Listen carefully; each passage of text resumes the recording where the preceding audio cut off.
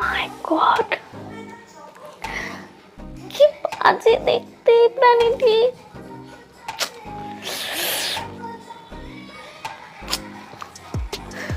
How আগলি, পুরো কুচুকু। মনে হচ্ছে এখনই তুলে বাড়িতে নিয়ে চলে যায়। কাজ চোখের সামনে দেখতে পারতাম।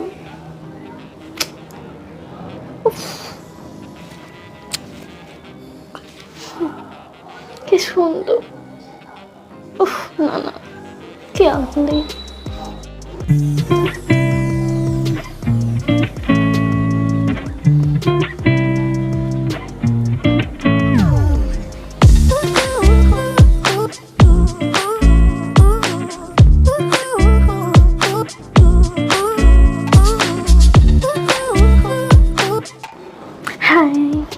আপনারা ভাবছেন তো আমি এরকম হঠাৎ করে কি হয়ে গেল যে এরকম করছি, কারণ এরকম সাধারণত সবাই ওই সুন্দর জিনিস দেখলেই করে, অর্থাৎ সুন্দর প্রাণী, সুন্দর জিনিস, সুন্দর সুন্দর যে কোনো জিনিস দেখে বলে ও মাই গড কি সুন্দর, কাজ সামনে থেকে দেখতে পারতাম, একবার টাচ করতে পারতাম আর বাড়িতে নিয়ে যেতে পারতাম।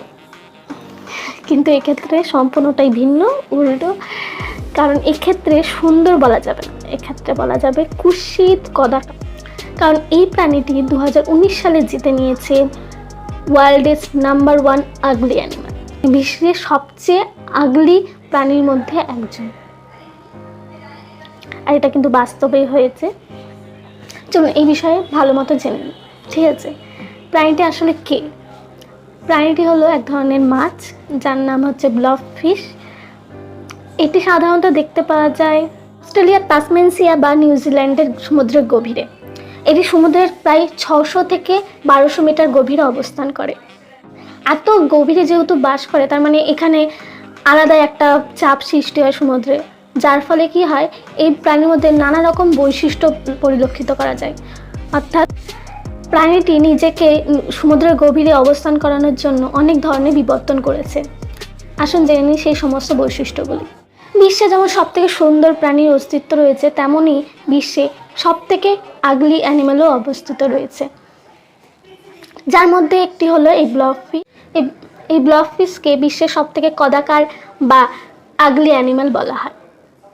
2013 সালে আগলি অ্যানিমাল প্রিজার্ভেশন সোসাইটি থেকে এই প্রতিযোগিতা পরিকল্পনা করা হয়, যার মধ্যে 3000 মানুষের মধ্যে 993টি ভোট পেয়েছিল এই ব্লব ফিশ, যার জন্য এই মাছটি হয়ে উঠেছে বিশ্বের নাম্বার 1 আগলি অ্যানিমাল।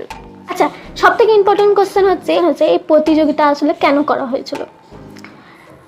এর মূল উদ্দেশ্য ছিল মানুষদের মধ্যে সচেতনতা বাড়ানো। কারণ সাধারণত মানুষ সুন্দর জিনিসের প্রতি বেশি আকর্ষণীয় হয়, এই খারাপ দেখতে বস্তু বা খারাপ দেখতে প্রাণীদের প্রতি সেরকম কোনো নজর টানা আকর্ষণ থাকে না, যার ফলে এদেরকে পুরো অবহেলার মধ্যে চলতে হয়। প্রতিদিন গড়ে প্রায় 150 থেকে 200টি প্রাণী বা উদ্ভিদ গড়ে বিলুপ্তির পথে এগোচ্ছে, যার জন্য এই প্রতিযোগিতাটি পরিকল্পিত করা হয়েছে, যাতে এই সমস্ত প্রাণীদের প্রতিও আমাদের নজর টানে। বাঘ, চিতা, হরিণ, গন্ডার এই সমস্ত প্রাণীর প্রতি আমাদের নজর থাকে, যার জন্য তাদের প্রতি অনেক ব্যবস্থাও নেওয়া হয়েছে। কিন্তু এই খারাপ দেখতে প্রাণী বা যাদের প্রায় উল্লেখই আমরা করি না, তাদের প্রতি আমরা সেরকম নজর টানানো হয় না। সেই জন্য এই সমস্ত প্রতিযোগিতার মধ্যে দিয়ে মানুষের মধ্যে সচেতনতা বাড়ানো। কারণ কি, এই সমস্ত প্রাণীদেরও আমাদের দরকার আছে, এদেরও অস্তিত্ব বজায় রাখা আমাদের সমানভাবে প্রয়োজন। চলুন মাছটি সম্বন্ধে আরেকটু কিছু জেনে নিই। মাছটি পূর্বপুরুষ থেকে যদি আমরা লক্ষ্য করতে থাকি, তাহলে মাছটি নিজের পরিবর্তন করেছে, অর্থাৎ নিজেকে বিবর্তন করেছে সময়ের সাথে সাথে। কারণ কি? কারণ হচ্ছে খাবারের প্রতিযোগিতা। সমুদ্রের বহু প্রজাতি থাকে, লক্ষ লক্ষ, প্রায় স্থলভাগের থেকে দ্বিগুণ, 3 গুণ, 10 গুণ বেশি থাকে। তার জন্য কি, নিজের কম্পিটিশন কমানোর জন্য এই প্রাণীটি ধীরে ধীরে সমুদ্রের গভীরে যেতে শুরু করে, যাতে সেখানকার কম্পিটিশনটা কিছুটা কমে। নিজেকে সমুদ্রের গভীরে বসবাস করানোর জন্য অনেক পরিবর্তন এনেছে। যেমন এই প্রাণীটির ভেতরে কোনো পেশি দেখা যাবে না, অর্থাৎ এর মধ্যে কোনো হাড় নেই, সম্পূর্ণ দেহটি জেলিটিনের মতো। এই প্রাণীটি প্রায় 10,000-এরও বেশি ডিম পাড়তে পারে।